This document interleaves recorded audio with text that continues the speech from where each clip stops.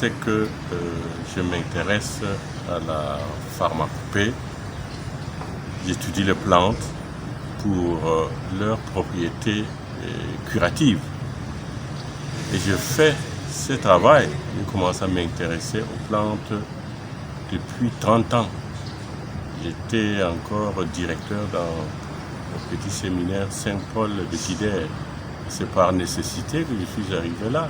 Voilà, on n'avait rien pour soigner les enfants. Donc j'ai commencé à m'intéresser à la pharmacopée et soigner les enfants avec les plantes.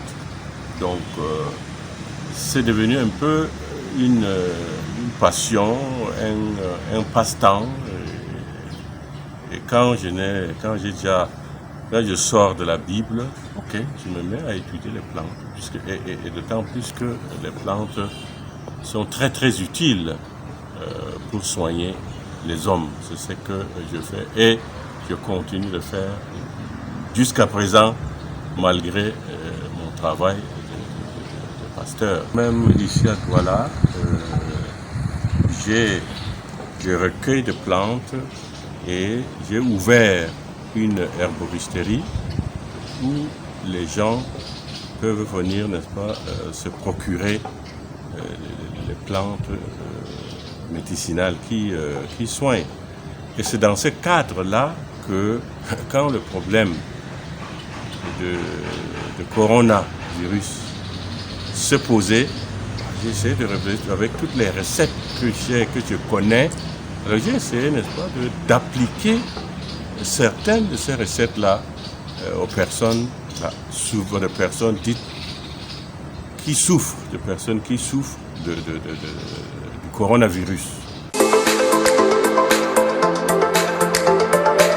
Ce que nous faisons donc, quand une personne présente les symptômes attribués au coronavirus, nous leur donnons, n'est-ce pas, un traitement, donc uniquement à base de plantes. Et surtout, nous visons d'abord, n'est-ce pas, le problème respiratoire, puisque selon les études, le coronavirus s'attaque aux poumons. Alors nous donnons une plante, une préparation, une décoction qui purifie, qui libère les poumons. Et des personnes se sentent bien.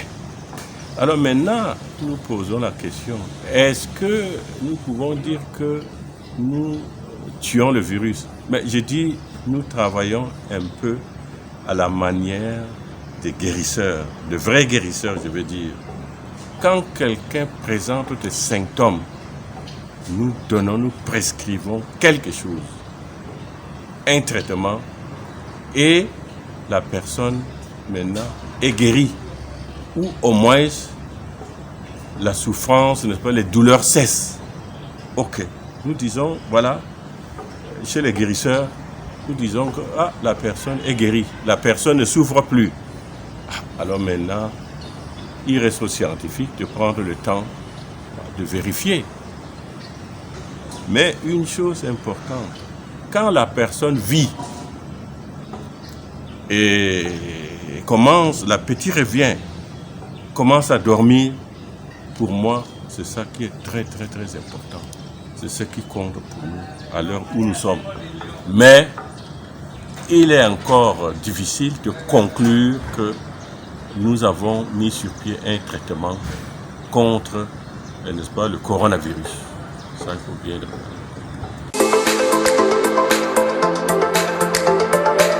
À l'heure où nous sommes très sollicités. Mais je me suis organisé.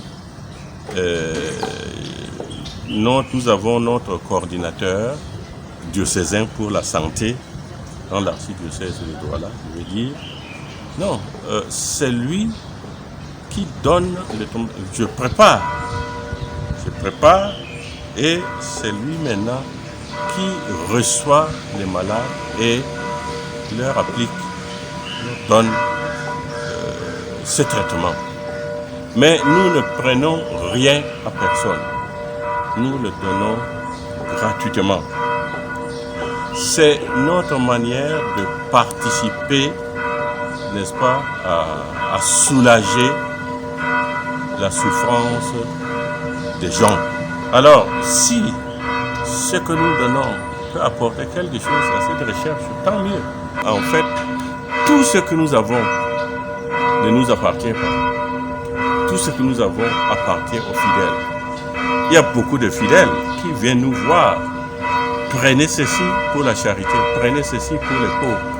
Mais quand quelqu'un souffre, c'est une personne qui est pauvre, une personne qui souffre. Voilà pourquoi nous, pour le moment, nous ne prenons absolument rien. Le jour où je n'aurai plus rien parce que l'argent, la charité que j'avais est fini, je dirais que c'est fini.